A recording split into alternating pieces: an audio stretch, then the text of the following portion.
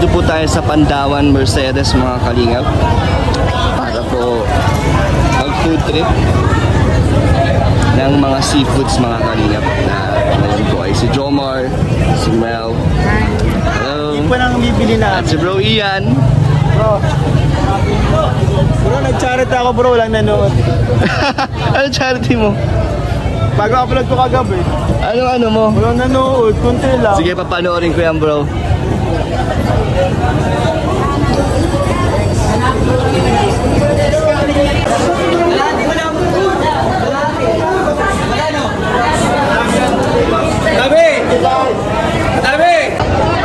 Tara, tingin tayo doon. So mamamalengke kami mga kalingap at papaluto namin. Para pala tong dampa sa Manila. Fresh na fresh po ang mga isda dito. May pating oh. Si Mel po ang nag-invite sa amin dito sa Pandawan. First time po namin lahat dito na kakain po. At masarap po dito. Dahil nakailan tayo na si Mel. Grabe ka naman ako sa isang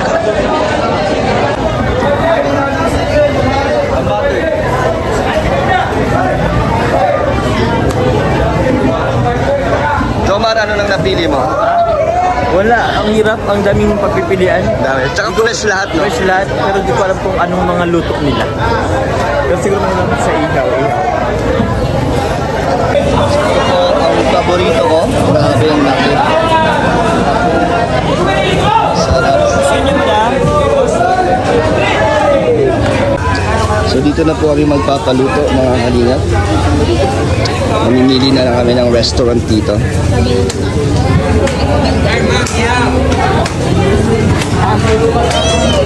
So saan dito ang masaraphan? dito daw, sabi niyo.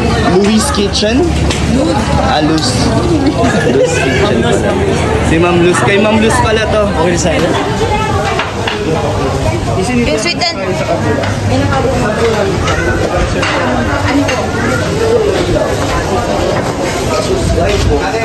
Spicy butter shrimp. Magkano pa nga yan? Ate sobrang maanghang.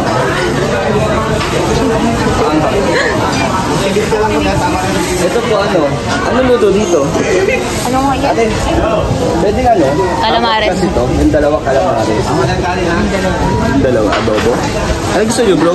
Calamares. Lahat? Lahat? Oh, sige. Isawsawan kayo po. Isuka. Ito po, sweet and sour. Na may konting spicy.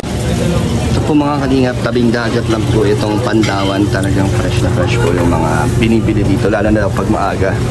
So dumating kami dito mga 7:30 AM para marami pa kaming maabutan.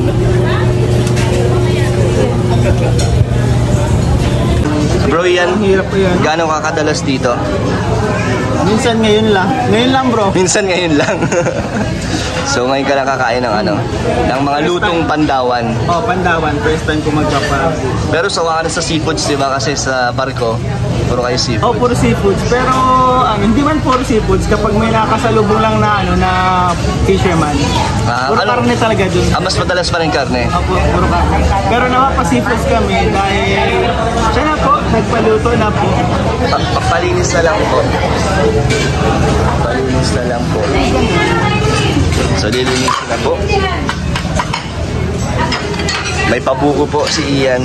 Grabe, para kaming nasa beach. Sa seafoods ay yung ano, kapag may nakasalubong kami mga mangingisda sa bus. So ano, sa gitna ng karagatan, may bangkang maliit pa doon. Yung hindi naman sa gitna-gitna, sa medyo malapit-lapit na sa lupa. Tapos doon kayo bumili. Ano mga isda yun? Ang pinapalit lang namin ay bakal.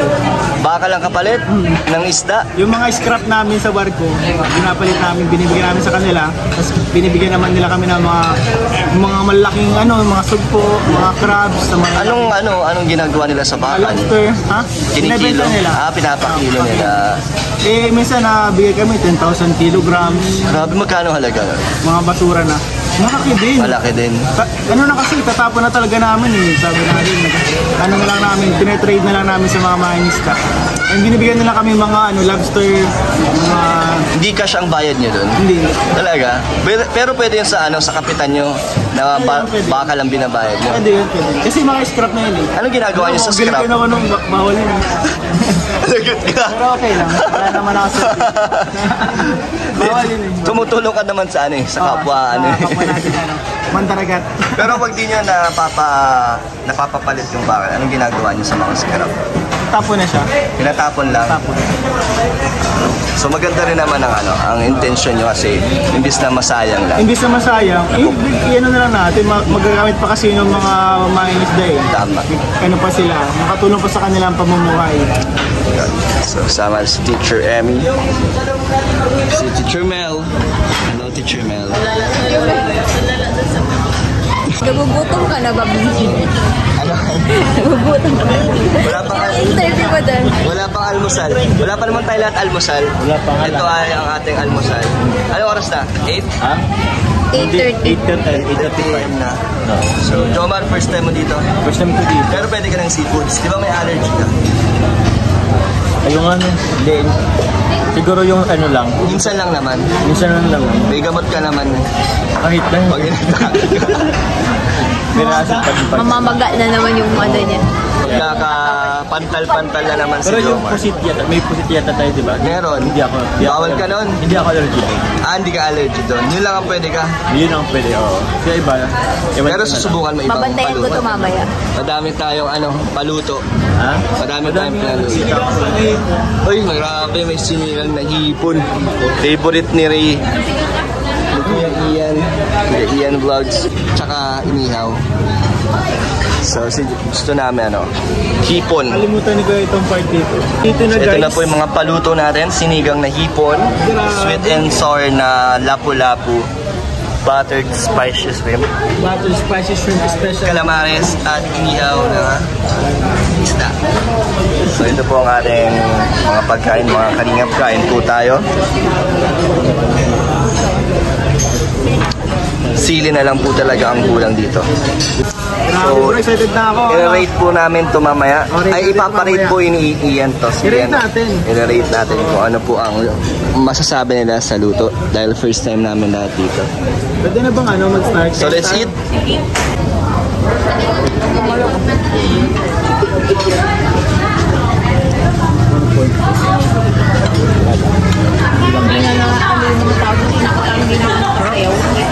Sarap bro. Mga kalingap, sobrang pasado po sa amin dahil napakasarap po. Lahat po ay nakuha nila yung lasa na gusto namin. Sarap, no? Approve ba? Satisfied kami dahil libre to ni Jomar. So ito na po ang resulta ng aming pagkain, mga kalingap. Nasimot po namin. Pero madami pa na pong tira dahil madami po kasi kaming, ito yung calamares, ubos ang masarap. Best seller yung calamares. So, Para sa akin, bro, ang Ano sa'yo? pinakamasarap sa akin. Simula sa pinakamasarap hanggang sa list. Ito ang pinakamasarap ng calamares. calamares. Sino dito? Sweet and sour. Sour. Ano? Sunod, ito. Itong dalawang hipon, di ko nilasahan kasi bawal po ako niyan. So, pinakamasarap sa'yo, calamares. Calamares talaga, number 1. Ikaw, Eme, ano naging favorite mo? Ito yung dalawa. Calamares at sinigang na hipon. Yung Eh, ikaw, Jomar. Isa lang yata kinain mo. Dalawa. Ano kinain? Ay, ito. Nagko-command din ako nito. Pero calamares tas. Ay, tatlo pala. Wala pa naman, hindi ka pa naman inaatake ng allergy mo. Mamaya pa yata. Iyak na lang ako. Bali, Ikaw, anong favorite? Calamares. Calamares din? Ako pinakagusto ko hipon. Ay, yung favorite ko naman. Favorite ko yan. Libre ko yung hipon, may bias ka eh. Ano masarap sa luto? Ito o ito? Ito. Okay. Pero ito masarap din. Kulang atang kumain ito. Ako alam kumain yan. Sumada. So nagastos po namin mga kalingap sa pamamalengke. Wala pang 1,000. Wala pa. Itong Sa lahat akin, na to. 440 ito. Ito, 150. Oo. 150. 200 yan. 200. Ito, 200 din. 100. Tapos ito, mahal mo ito. 100 din yan. 100. Kalahati lang.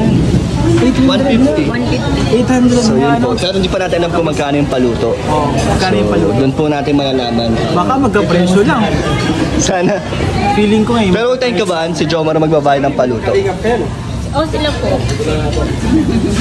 Shoutout po. Subscriber ako. Ay, salamat po. Kain po tayo. Bro, wala mo magkano ang paluto? Feeling ko kung magkano yung bili natin dito sa isda, ganun din yung presyo ng paluto. Lahat-lahat. Feeling So wala pa yung 1,000. Magkano feeling ko estimate? 1,000. Ikaw, Emi, magkano ang estimated? 500. 500? Di, mura. Grabe. 5. Ako 1,300, mga 1,300. 1,300. Ikaw, magkano? Tingin mo, ikaw may idea ka na yata dito. Wala pa man ata 1,000. Wala pa? Paluto, Ewan ko, kanin, feel ko lang. tapos yung buko. Hindi ko sure. Hindi. Luto lang. Luto lang. Magkano yung bill natin, ha? 300. 300. Sa akin kasi bro, ang naranasan ko sa dampa sa Manila, umabot na 5,000. Kaya ang naiisip ko dito, baka mga nasa 2,000. Mga ganun din, mga ganun. So kay Jomar 300 daw. So baka natin kung magkano. 300 mo ba? Kulang yun. Isang ano lang. Sabi kasi ni Ian kanina, 25 lang na yung mga paluto. Tigto 25 pesos lang daw. Joke lang yun, bro. So sino pinakamalapit na presyo? Siya ang magbabayad? Ay, hindi. 1 million pala. Siya yung pinakamalayo. 2 million naman. Wala ako 2 million. So kinakabahan na po kami. Pero sulit naman bro. Kung magkano man yung bayad natin, Para sulit. saan sulit? Kasi fresh Sulit, na no? fresh. Fresh na fresh yung mga Oo, seafoods fresh. na Dito po yan kay Luz Kitchen. since 1999. Yan si Ma'am Luz, ha? Hindi po siya si Ma'am Luz, Yes, mga Ma'am Luz. kalingap. So ito na po ang moment of truth. Kino-compute na po ni Madam ang aming bill. 1,150? 1,150?